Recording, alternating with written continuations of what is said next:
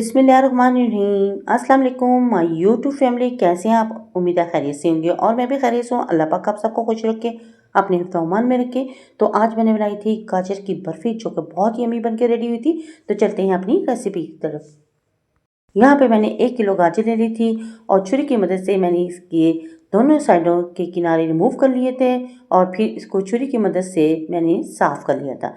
और अगर आपके पास कटर है तो आप कटर से भी इसको साफ़ कर सकते हैं। तो अच्छी तरह से इसके ऊपर की सफाई करने के बाद, छिलका उतारने के बाद इसे हम इस तरह साफ़ करके रेडी कर लेंगे। सारी गाजरें साफ़ करने के बाद इनको मैंने धो के एक प्लेट में डाल लिया था और एक बाउल में मैंने इनको कद्दूकश कर लिया था।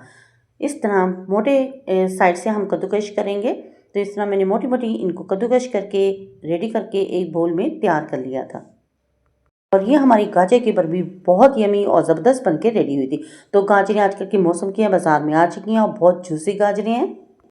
तो यहाँ पे मैंने फ्लेम को ऑन करके ऊपर पतीली रख दी थी। इसमें 3 से 4 टेबलस्पून मैंने ऑयल ऐड कर दिया था और साथ इसमें इलायची पाउडर थोड़ा सा ऐड कर दिया था। ऑयल में उसे हल्का सा मैंने मिक्स कर लिया था। उसके बाद मैंने जो गाजरें थी कद्दूकश की घोल भरा हुआ, वो इसमें मैंने थोड़ी थोड़ी करके पतीली में ऐड कर दी। क्योंकि गाजरें ज़्यादा थी और पतीली मेरी छोटी थी, इसलिए मैंने थोड़ी थोड़ी करके डाल के इनको छोड़ दिया था। लो फ्लेम पे ही इनको मैंने कुक किया था ताकि इनका पानी आहिस्ता आहिस्ता ख़त्म होता जाएगा। और ऊपर ढक्कन दे के मैंने इनको 15 से 20 मिनट के लिए स्टीम पे छोड़ दिया था ताकि इनमें पानी कम हो जाए और ये बैठ जाएंगी। आहिस्ता आहिस्ता इनका पानी भी कम होता जाएगा और ये गल भी जाएंगे। और यहाँ पे मैंने दूध ले लिया था, ये तकरीबन 1 पाव का डिब्बा था जो इसमें मैंने ऐड कर दिया था। तो दूध 1 पाव मैंने इसमें ऐड कर दिया था, थोड़ा थोड़ा करके। अगर आप खुला दूध डालना चाहते हैं तो 1 पाव या आधा किलो दूध आप इसमें ऐड कर सकती हैं। दूध डालने के बाद इसे मैंने लो फ्लेम पे ही कुक किया। इतना कुक किया कि यहाँ पे दूध ड्राई हो चुका था और काफ़ी हद तक गाजरें भी गल के रेडी हो चुकी थी। तो इस प्रोसीजर को करते हुए मुझे आधा घंटा गुजर चुका था और उसके बाद जब ये ड्राई हो चुकी थी तो इसमें मैंने शुगर ऐड कर दी। यहाँ पे मैंने 5 to 6 टेबलस्पून शुगर के ऐड किए थे। आप जितनी शुगर लेना चाहते हैं उतनी शुगर ऐड कर सकते हैं अपने टेस्ट के अकॉर्डिंग। यहाँ पे शुगर ऐड करने के बाद वो मेल्ट हो चुकी थी और उसने काफ़ी हद शुगर ने पानी छोड़ दिया हुआ था और इसे भी मैंने लो फ्लेम पे ही कुक किया। इतना कुक करेंगे कि पानी बिल्कुल ड्राई हो जाएगा शुगर का, साथ साथ ज़बरदस्त सी गाजर की भुनाई भी हो जाएगी। लो फ्लेम पे हम इसको कुक करेंगे, हाई फ्लेम पे इसको कुक नहीं करेंगे। इतनी भुनाई करेंगे कि ये ज़बरदस्त सी इसको गाजरों का कलर आ जाएगा और पानी भी काफ़ी हद तक ड्राई हो जाएगा। और यहाँ पे पानी बिल्कुल ड्राई हो चुका है और आप देख सकते हैं। और यहाँ पे मैंने 1 साशा एवरीडे का मंगवा लिया था दूध का, ड्राई मिल्क का। तो आप किसी भी ब्रांड का दूध ले सकते हैं। तो यहाँ पे मैंने थोड़ा थोड़ा करके इसमें ऐड कर लिया, लेकिन जब तक पानी ड्राई नहीं होगा आप इसमें दूध मत ऐड कीजिएगा। जब गाजरें बिल्कुल ड्राई हो जाएंगी और शुगर का पानी बिल्कुल ड्राई हो जाएगा तो उसके बाद आप इसमें थोड़ा थोड़ा करके दूध ऐड कीजिएगा। तो यहाँ पे मैंने थोड़ा थोड़ा करके इसमें दूध ऐड किया और साथ गाजरों की ज़बरदस्ती भुनाई की। एकदम से दूध डालेंगे तो इसमें गुठलियाँ बन सकती हैं, तो प्लीज़ थोड़ा थोड़ा करके इसमें दूध ऐड कीजिएगा क्योंकि ये ड्राई मिल्क है तो जल भी जाएगा। तो थोड़ा थोड़ा इसमें ऐड करेंगे तो ये बहुत ज़बरदस्त मिक्स हो जाएगा। और थोड़ा थोड़ा करके ही अब मैं इसमें दूध मिक्स करके साथ मैंने इन गाजरों की भुनाई की और ज़बरदस्त इनका कलर बन के तैयार हो चुका था। तो यहाँ पे थोड़ी सी मैं इसकी और भुनाई करूँगी, इतनी करूँगी ये बिल्कुल ड्राई हो जाए। अगर आप इसमें ऑयल नहीं डालना चाहते हैं तो अगर आपके पास देसी घी है तो वेल एंड गुड, देसी घी इसमें ऐड कर लें। यहाँ पे हमारी गाजरें परफेक्ट बनके रेडी हो चुकी थी, बिल्कुल ड्राई हो चुकी थी और गरम गरम एक ट्रे में मैंने इन्हें डाल लिया था। और ट्रे को पहले आप ग्रीस कर लें ऑयल के साथ। तो यहाँ पे मैंने ट्रे को ग्रीस कर लिया हुआ था और इसमें मैंने गरम गरम हलवा डाल के चम्मच की मदद से प्रेस कर दिया।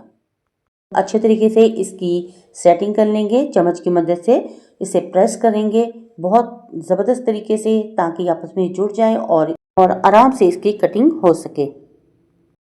तो यहाँ बहुत अच्छे तरीके से हमारी ये गाजर की बर्फ़ी प्रेस हो चुकी थी और बहुत गरम गरम थी। तो इसके ऊपर मैंने बादाम ऐड कर दिए थे। आप अपने टेस्ट के अकॉर्डिंग कोई भी चीज़, कोई भी नट्स इस पर ऐड कर सकते हैं। अगर आपके पास कोकोनट है तो उसका पाउडर भी आप इसमें ऐड कर सकते हैं। अगर आपके पास फ्रेश मलाई है तो वो आप इसके ऊपर अप्लाई कर सकते हैं। पे मैंने सिंपल बादाम डाले थे और इसको चम्मच की मदद से अच्छे तरीके से प्रेस कर लिया था और थोड़ी सी ये ठंडी हो चुकी थी तो फिर मैं छुरी की मदद से कटिंग कर लूँगी।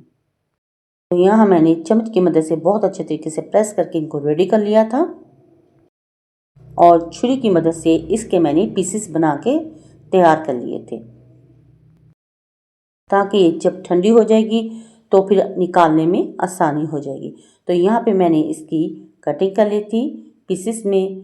तो आप जैसे चाहे इसकी कटिंग कर सकते हैं किसी भी डिज़ाइन में। तो ये बहुत मज़ेदार गाजर की बर्फ़ी हमारी बनके रेडी हुई थी, बहुत यमी और डिलीशियस बनके रेडी हुई थी और 1 किलो गाजर से मैंने काफ़ी ज़्यादा ये बना के रेडी की थी। तो आप इसको बनाएं घर पे, तो कम बजट में ये बनके तैयार हो जाती हैं। बड़ों के साथ साथ बच्चे भी बहुत शौक से लेंगे और बहुत यमी बनके ये रेडी होती है।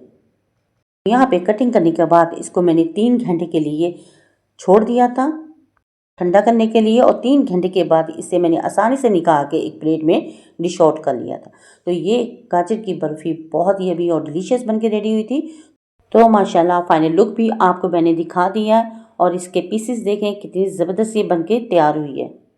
अगर आपको मेरी ये वीडियो पसंद आए तो प्लीज़ मेरी वीडियो को लाइक, शेयर और सब्सक्राइब ज़रूर करें। बेल आइकन के बटन को ज़रूर प्रेस किया करें ताकि आने वाली नोटिफिकेशन सबसे पहले आप तक पहुंच सके और आपके प्यारे प्यारे कमेंट्स मिलती रहती हैं, जिसके लिए थैंक यू सो मच मुझे सपोर्ट करने के लिए।